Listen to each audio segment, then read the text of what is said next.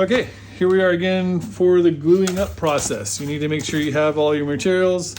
Again, the mold that we just shaped, so put that off to the side for right now. You are going to need your wood frame. So this is the bottom. As we discussed, the bottom has the bottom feet like that, and the top piece has these side pieces. Now, we may or may not use these side pieces. It kind of depends on the shape of your board and what you're trying to do, but we can clamp it down upside down, or we can clamp it down this way, depending on your board. And my board, this particular case, it'll be the flat side. So we'll do that. You're going to need a glue pan, or you might be sharing a paint pan with someone else filled with glue. You're going to need your own roller. Don't share your roller. You're going to need that for yourself. You're going to want some gloves to protect your hands, and you're going to want an apron. I have an apron on to protect my clothes because I don't want to buy clothes again. This is waterproof glue, wood glue. If it gets on your clothes or on your shoes, it's not coming out. So put your gloves on. All right, you should have already seen the videos on prepping your veneers. Your veneers should all be prepped.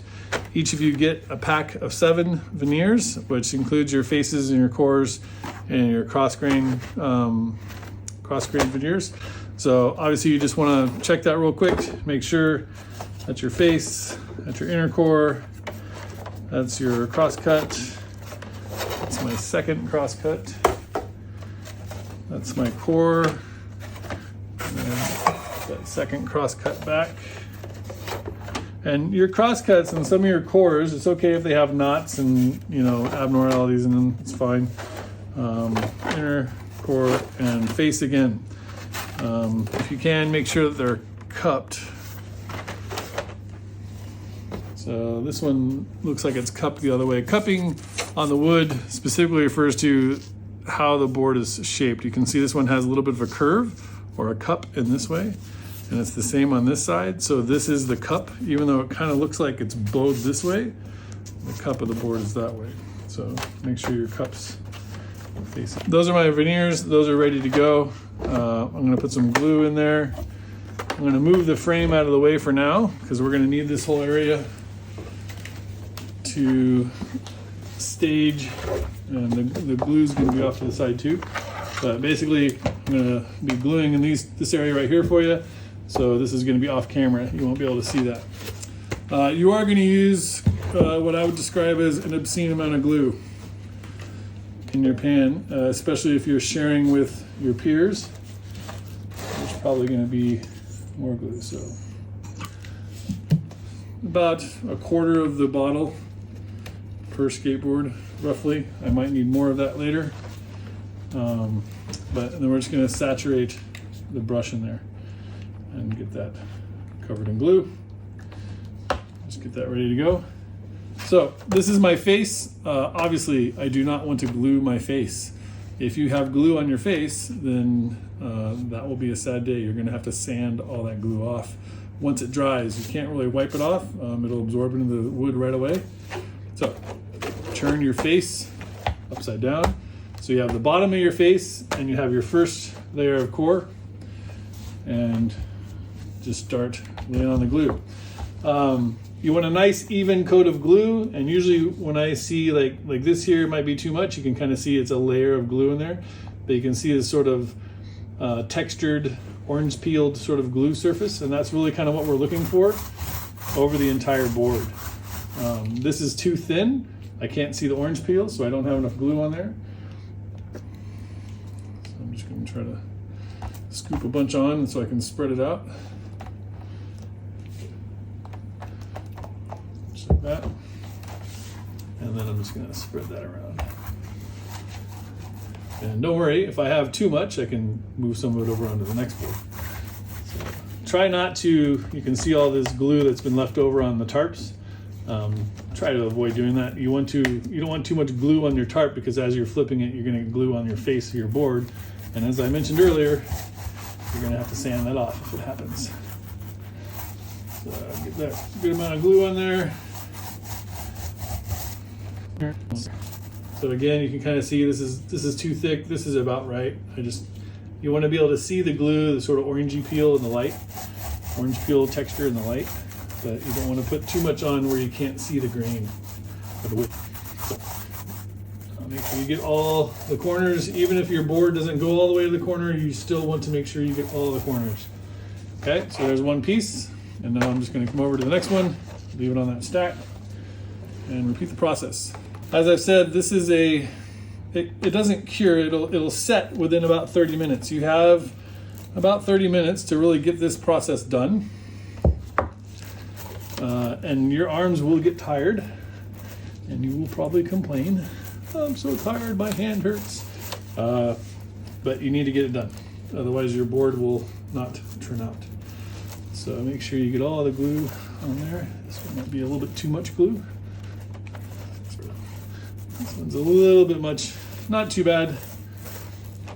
But again, that sort of orange peel, I can still see the wood grain. That might be a little bit thick, but it's okay. Turn that over. And also you may notice as you're gluing, the boards will start to warp even more. That's okay. It's because wood and water do not mix very well. And when it's wet, it wants to shape. And that's the whole reason why we can shape the wood, is because it's going to absorb this glue and make the wood very pliable, meaning it can move around a lot. Put your finger there.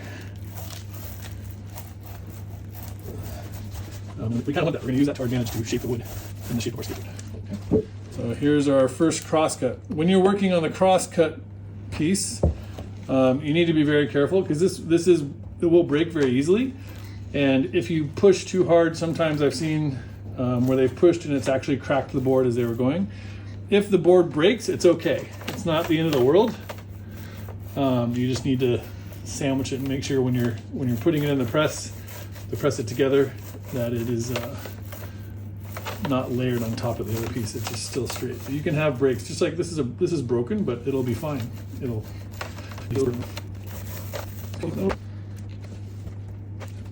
and it doesn't have to be perfect as you're going. Again, you're going to be moving this around when you put it on top of the frame, so no big deal.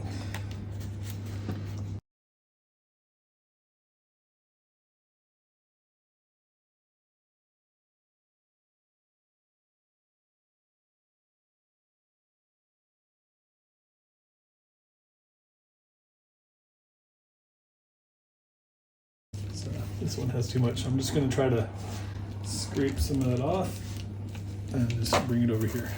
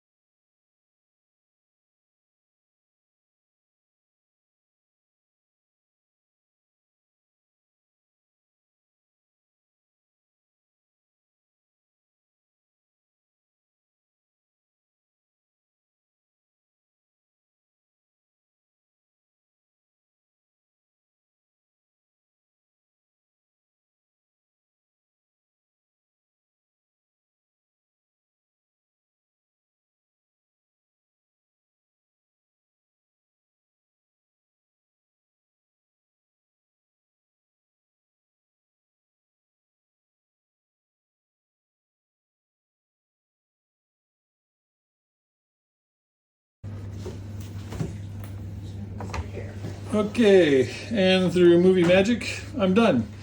And from your perspective, that probably took no time at all. But from my perspective, my arms are tired, as you will be. And you have to remember that this needs to be done within that 30-minute time frame. Oh, you need a mold. So put your frame down first. Remember the bottom of the frame is the one with the 2 feet. That's important because where you clamp, you're going to need those clamping spots. The mold should be the same length as the board. Put your skateboard on top. You want to make sure it is also even and in the middle, and everything is nice and lined up. Yeah, that's fine. Smooth the extra overhangs. And then you're going to need the big heavy sandbag. You might need your friend's help or Miss Laird's help, or if I'm available, because these sandbags are quite heavy. We have a couple different versions. We have the single bag, and then we just got to kind of push the sand out. This one's a little harder to work with, but it gives you a better pressure, even pressure throughout the board. So it's going to be kind of difficult to see, but the board on this end is still raised up, and that's why we need some shims or some spacing pieces of wood. We have lots of little scraps around the classroom that you're more than welcome to use. But you're going to kind of push those in there, because when you put the top plate on, you're going to see that there's a gap here. So there's no pressure going on this part of my board, so I need to make sure that this is being pushed down. So I'm putting pieces here to help me push that part down, okay? You shouldn't need more than a couple, because once you start clamping, it should be okay. Put a couple pieces on this side.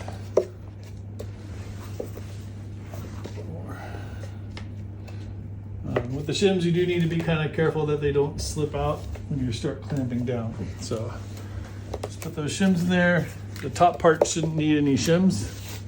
And then you're going to take the clamps. The clamps have a red button. You push the red button and that'll release it, so you can move it all the way open. That's as wide as you get. So you're going to slip that underneath there. Push the red button again, push down. You want to put the first ones over the shims and just hold them in place, because remember I told you don't want them to move. Open it up. Line up the other one over the shim. Push that down. Next one over the shim. To tighten it after you have it over the shim, once it's touching the wood, you can just squeeze the handle and it'll mechanically tighten it for you. You need to get it very tight. Okay. If I just do one at a time, the other one will fall off. So you need to squeeze both of them at the same time, so you're getting equal pressure. And that is how you push the part of the wood down. You want to make sure they're very tight. When you are done with your clamps, come ask Mr. Wells or Miss Laird to help you make sure they're very tight. Should be good. And now, if I can reach, I can't. This is blocking my ability to do this. Not all of the top frames have this, but it's okay. There's enough pressure in there and enough weight from the beanbag that it's holding it down. I think we're good, because it's starting to bow the... Yeah. And that is now clamped up. We need to leave that set. So we did it within our 30-minute time frame. That took me 20 minutes, but I've done this before. Yeah, this is where you're definitely gonna need your friend or Miss Laird or Mr. Wells to help you carry this, because we can't leave it on the table. We need to take it out into the hallway to dry. It'll take 24 hours to dry, so have someone help you lift it up and carry it over to the floor. Now you can go around and clean up any of your mess. If you had glue squeeze out or anything on the bag, try to clean that stuff up. Because again, it does seal, and you can see people who did not clean their mess is now giving us a nice crusty blanket, which is a pain. So clean up your mess. Any extra clamps or anything, put back on the cart. Any extra pieces of wood or shims that you have, put back on the cart for the next person. Throw your dirty gloves away. Make sure the lid is on the glue that you've used. If you used glue, please make sure it's nice and tight, okay? This will dry the glue out and you won't have anything else to use. Last bit, actually before you take your gloves off, you might want to take this to the sink in the kitchen and put some soap in, kitchen soap, and some hot water, and let that sit. Okay, I don't really expect you to wash it out, but let your roller and the glue sit, and I or Miss Kate or Miss Laird will go and rinse those out for you later. And last bit, once you have everything done and everything's cleaned up, use your phone. Take your phone out and take pictures of what you've done. Maybe the person who was helping you helped record your process, and that also could be used, taking pictures as you're gluing, taking pictures as you're doing anything else, so you can put that in your process journal.